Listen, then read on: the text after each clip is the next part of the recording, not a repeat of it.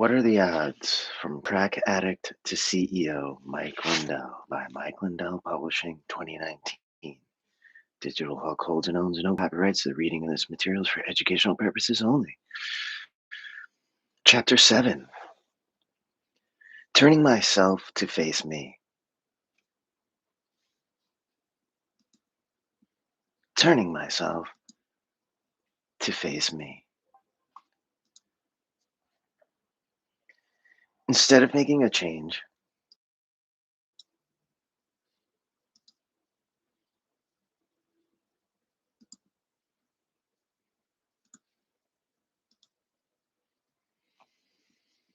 I chose to run. My destination, the only city in America specifically designed to help you hide from yourself, Vegas.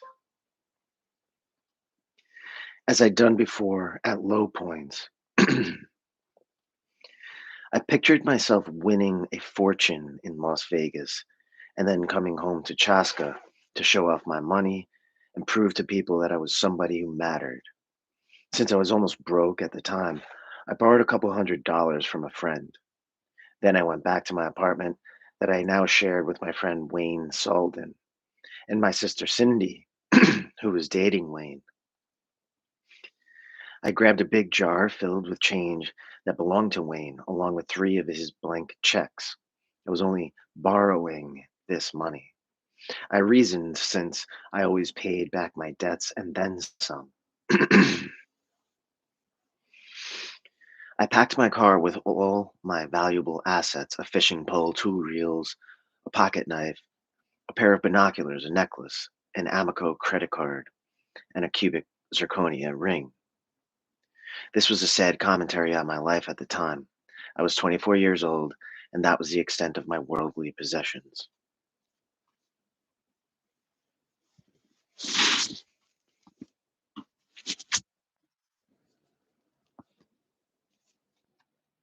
Well, that and an 8 ball of cocaine. Driving to Vegas, all I could think about was Karen. Halfway there, I couldn't take it anymore. I had to talk to her. Against all reason, I still felt a glimmer of hope. I'd already been up for several days straight, fueled by cocaine. I stopped at a gas station on a Colorado mountaintop and plugged some quarters into a payphone. As the phone rang in my ear, I gathered my courage to tell Karen that I loved her. But another voice answered the phone. Hello? Hello? Hello? It was Karen's mother, Joyce. She must have been babysitting Karen's daughter, Heather. It made me wonder where Karen was. Out on a date? Everything in me was sure she was with Heather's dad. Tears welled in my eyes, and I hung up without saying a word. 12 hours later, I pulled into the parking lot of Circus in Vegas and headed inside.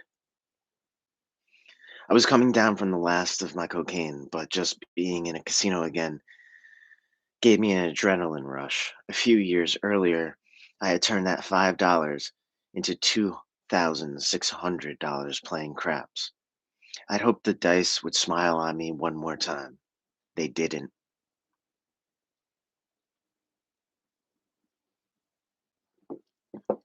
Or at least I assumed they didn't. I have only one clear memory of what happened the night I got to Vegas, taking Wayne's jar with $180 in change to a casino cage and trading it in for chips.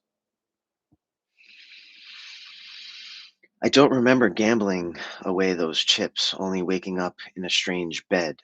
Before I even opened my eyes, the misery of my situation came flooding back to me, and I found myself praying that when I did open them, I would be somewhere other than Vegas. Instead, I cracked my bleary eyelids to see a giant clown staring in at me through a dirty window. Somehow I'd gotten a room at the Travel Lodge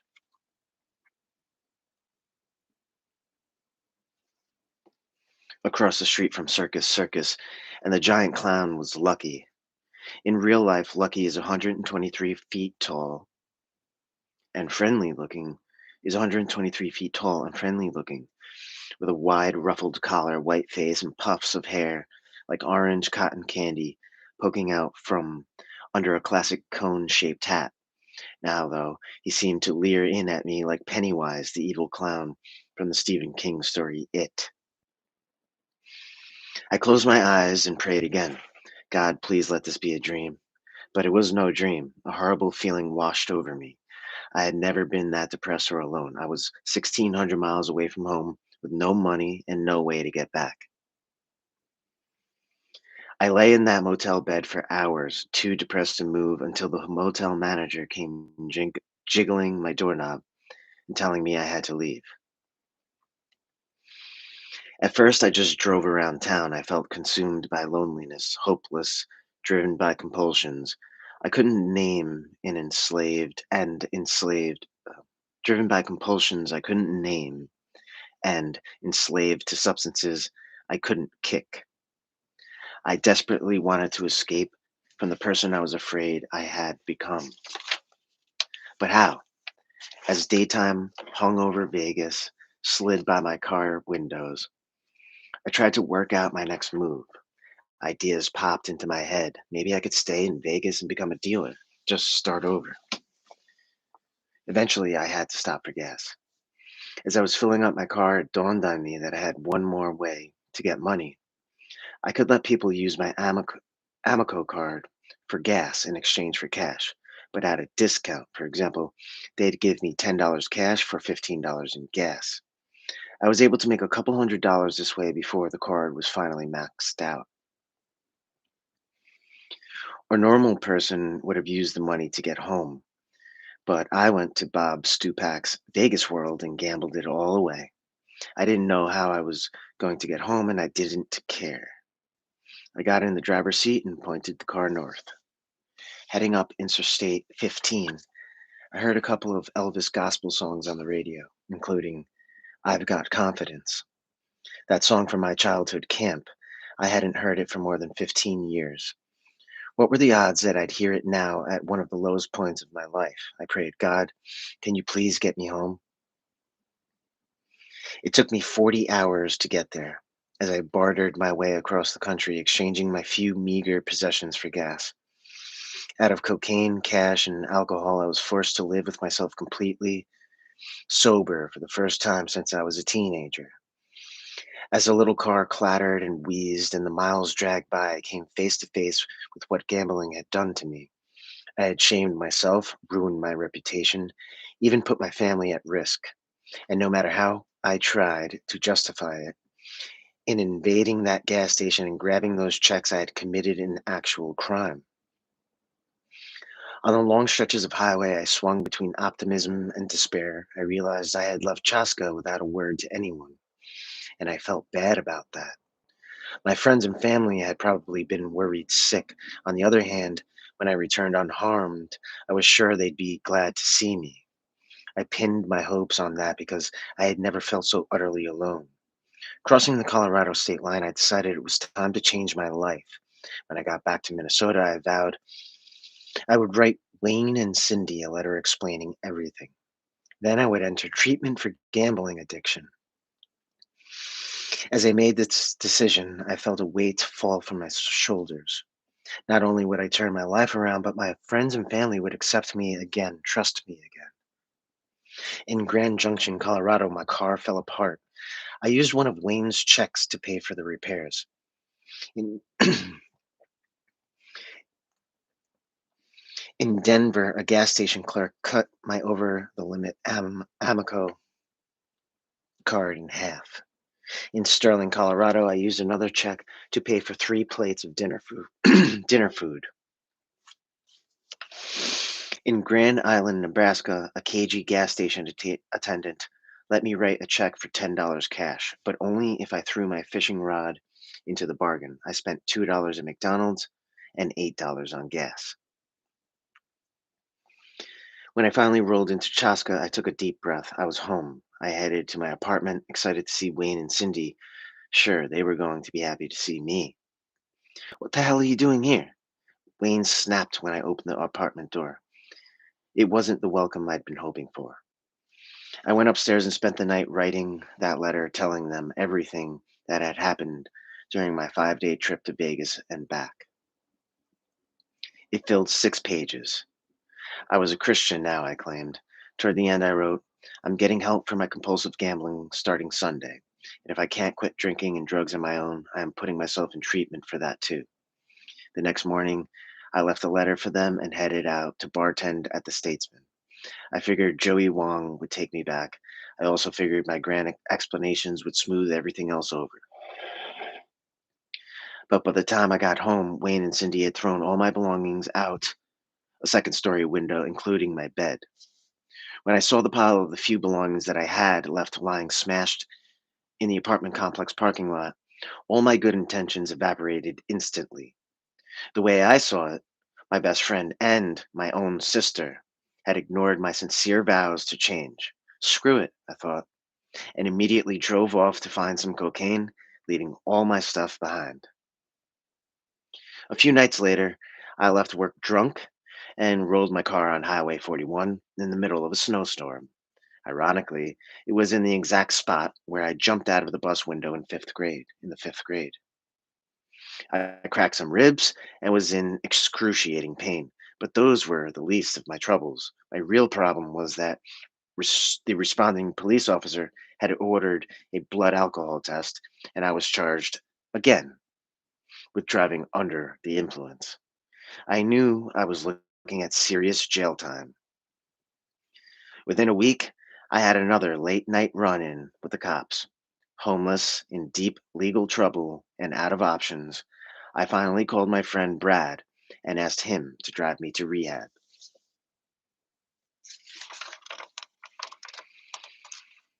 Chapter 8. There's still a chance.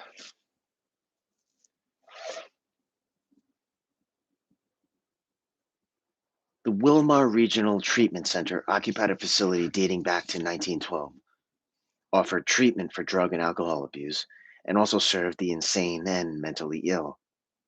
At check in, counselors told me the typical length of their chemical dependency program was 3 to 6 months, and that no one had ever graduated in less than 30 days. Since I had not been ordered by a court to participate in the program, I hoped my stay would be on the shorter side. Walking around the treatment center grounds, it didn't occur to me that I was now only jobless and homeless. Not only jobless and homeless, but that my endless string of bad decisions had led me to a modern day asylum. Nor did it occur to me that I was actually in the right place. Instead, I had an agenda, and it was not to get sober. All I wanted from Wilmar was a piece of paper that would convince a judge not to throw me in jail. Even if I had been sincere about recovery, though, I didn't like the way the program dealt with addicts. In the group and individual sessions, the counselors all did the same things. Your friends and family are very upset with you, and think about how much your addictions have hurt them all. And do you know how much money you waste on drugs every year? I know, I'd say. I'm so sorry. But inside, I thought, do you really think telling me that is going to get me off drugs? The fact that I had hurt others and driven myself into poverty made me want to do more drugs, not quit. But telling the truth wasn't going to get me that piece of paper. So I hung my head apologetically and promised I was going to change. That disconnect foreshadowed what was to come with the other rehab programs I entered over the next 2 decades. They all focused on the pain I'd inflicted on myself and others. But I wasn't thinking about other people. Instead, I rationalized my behavior and blamed others for my problems. Donna betrayed me. Karen doesn't want me. People like Tom's mother think I'm a loser. I'm the one with the pain here.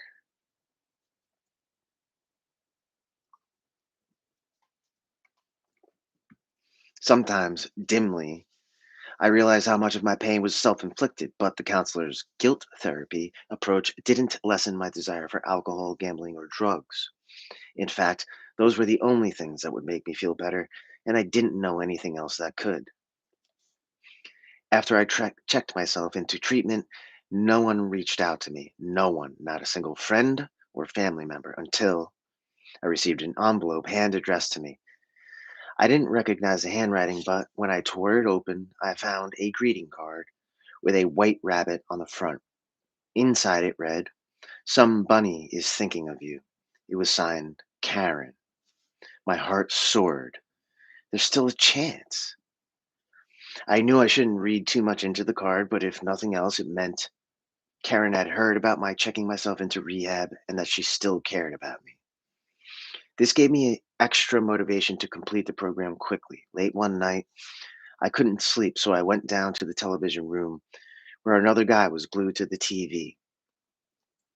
He said he was from California. It was just the two of us in this great big room. What did you do in California? I asked, just so things wouldn't be so awkward. I had a food truck. I would pull up to the beach and sell food and drinks to people hanging out or to people working at local businesses. Later, lying in bed, I began to think that a food truck enterprise might work for me too. My mind went into overdrive, and by the time the sun came up, I had a whole business plan figured out. My new obsession motivated me even more to get through treatment quickly, so I started playing the recovery game, telling the therapist what they wanted to hear. I knew what to say and what not to say in order to get out early. I did everything right. Well, except that I ran small stakes gambling games on my ward to keep myself entertained. Each day, I perfected my ability to talk the talk using my growing fluency to manipulate the counselors. At night, I gambled after. At night, I gambled. After 26 days in the program, I called my friend Lee Tischlitter, a bartender at Size, pick me up in 2 days. I told him, and come up with $8,000. I've got a plan that's going to make us both millionaires. After leaving Wilmar, I used the card Karen had sent as a reason to reconnect. She still just wanted to be friends, but my hope was renewed, and her overture gave me the opportunity to spend time with her, especially after I asked her to help me with my millionaire venture. Lee picked me up from Wilmar on the morning I had asked him to, and I immediately pitched him on my business idea. By afternoon, we were in Minneapolis using the 8 grand he'd raised to buy a used food truck, and boom, in the summer of 1986, Sunshine Concessions was born. To build our clientele, I pitched the idea of lunchtime food truck service to scores of business owners in the Chaska Industrial Park. I can't tell you how many no's I got, but I wouldn't give up. I kept going back and asking to talk to someone one rung higher on the ladder. Finally, I got a meeting with the president of a huge company called United Mailing. How about for 1 week, every one of your employees can come out to my truck and get a free sandwich? I offered. You do that? He asked. But he still had other objections: his vending machine accounts, the length of his employees' breaks, the quality of our food. For half an hour, I answered every objection until finally, reluctantly, he agreed. My partner, Lee, was against this idea, saying that we didn't have the money. But I argued risk versus reward. Even though we were giving away free sandwiches, United Mailing employees would also buy chips, soda, and other items. I said, if it works, we'll have our dream. If it doesn't, we'll try something else. In the end, I was right. Everything went off without a hitch, and United Mailing's president was impressed. The company became a regular client, and having that one big client brought others. The United Mailing victory was a high I would never forget. In fact, I poured all my addictive tendencies into Sunshine Concessions. I was finding out what I was made of. I was focused and single minded, and as it turned out, very persuasive. Karen was with me the day United Mailing said yes. Since I'd lost my driver's license, I had asked her to drive me around to call on business owners. For 3 months in the summer of 1986, we spent hours and hours together driving between Chaska and Chanhassen industrial parks. Excitedly, I shared my vision for the company. It was the first time I could be myself around Karen. It was the first time I felt she was seeing the real me. The relationship filled me with hope. Then, one day in August, I called Karen at home. I could tell instantly that something was different, and I knew what it was. Her daughter, Heather's dad, was back. I told myself I wasn't going to go through this again. After 2 days, I made a decision. I called Karen up. I want to go out on a real date, I told her. If you don't want to go, I understand, and I won't bother you again. This time, Karen tried to soften the blow. She really liked me, she said. But Heather's dad. I understand, I said, cutting her off. As much as it hurts, I really did understand, but I didn't want to hear it. I said goodbye and hung up the phone. Not long after that, I went to a party at a young woman's home with my friend Garth. He was the same guy I told I was going to marry Karen. Sadly, I had to admit he'd been right about my chances with her. The morning after the party, I had just awakened on the party host's couch when she walked over and sat down next to me. Stark naked, surprised, I jumped up and away from her. "What are you doing?" I said. I couldn't have been less interested. I was still hung up on Karen. At that exact moment, the phone at the party house rang. Someone answered and held out the receiver toward me. "It's for you, Mike." It was the bartender at the Statesman. Karen had been in the night before, looking for me, he said. My heart sank and raced at the same time. Why had I come to this stupid party? If I had been at the Statesman, maybe. I hung up and dialed Karen's number. When I heard her voice, my heart beat faster, but I tried to keep my cool. "I heard you were looking for me," I said. "Yes, I stopped into the Statesman to see you." Hearing something new in her voice, I abandoned coolness and jumped in. "Would you like to go with me to the Minnesota State Fair?" "Yes," she said. She didn't even hesitate. A few days later, Karen drove out to the hobby farm and picked me up for our date. Grandma Millie, who was visiting, took one look at Karen and said, "Ooh, you two are going to make such beautiful grandchildren for me." Uh,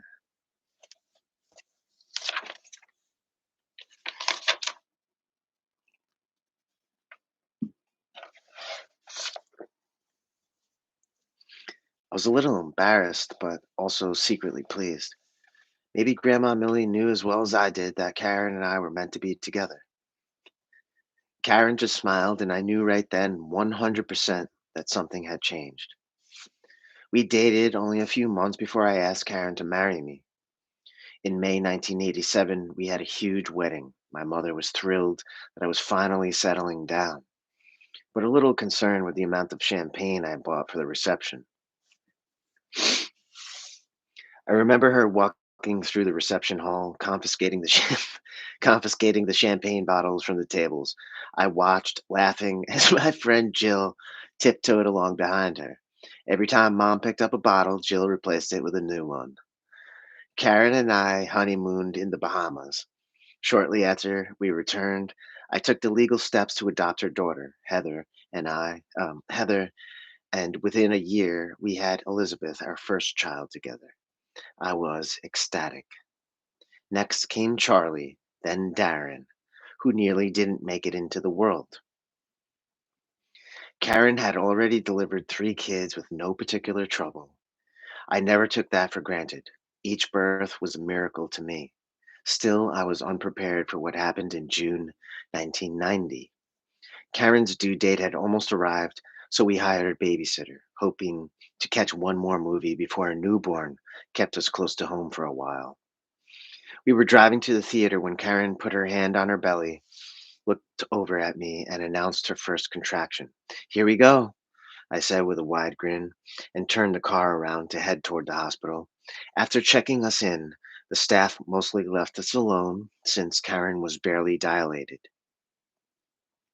Her contractions came far apart, and soon she fell asleep. I slumped in a bedside chair and turned on a rerun of All in the Family. When a commercial came on, I looked over at the monitor and saw that the baby's heartbeat had dropped to 9 beats per minute.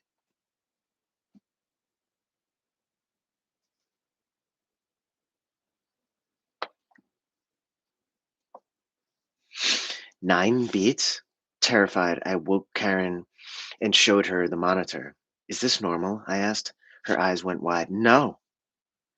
I jumped up and ran into the hall yelling for a doctor. The nurse, who had been in the room just minutes before, assured me everything was fine until I dragged her back to the room to look at the monitor.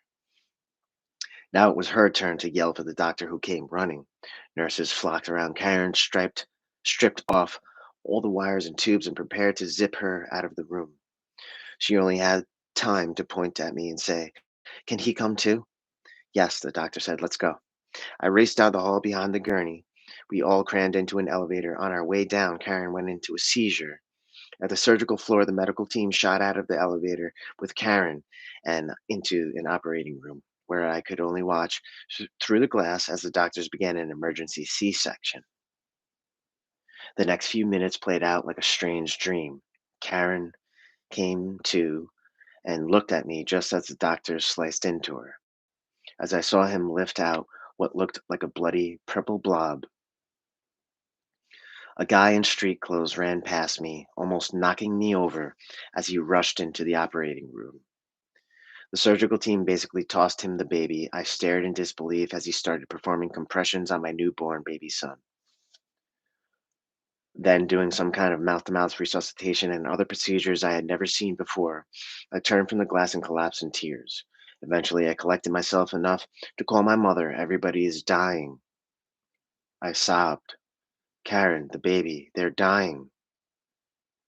I don't know how much time passed after that before I got up the courage to look through the operating room window again. When I did, I saw Karen lying still, her eyes closed. For some reason, at that moment, a peace came over me. When the doctor came out, I could tell by his face that it was going to be good news. The umbilical cord was wrapped around the baby's neck. He explained, threatening his life, but the crisis was over. My wife and son were going to be okay. Then the doctor's voice trailed off, and he looked bewildered. You need to know, it's truly a miracle that your son is alive. That guy who came into the operating room in his street clothes is one of the few doctors I know of that could have saved your baby. But the only thing. That's not the only thing. He lives 20 minutes away. I don't know how he managed to get here in 5 minutes. Shortly after that, I went upstairs where the staff handed me Darren. He was perfect. The day I drove home with Karen and our new baby boy, my mind kept circling back to the doctor's question. How did that man get to the hospital in 5 minutes when he lived 20 minutes away? It continued. What are the odds? By Mike Lindell. Mike Lindell Publishing, LLC. Copyright 2019.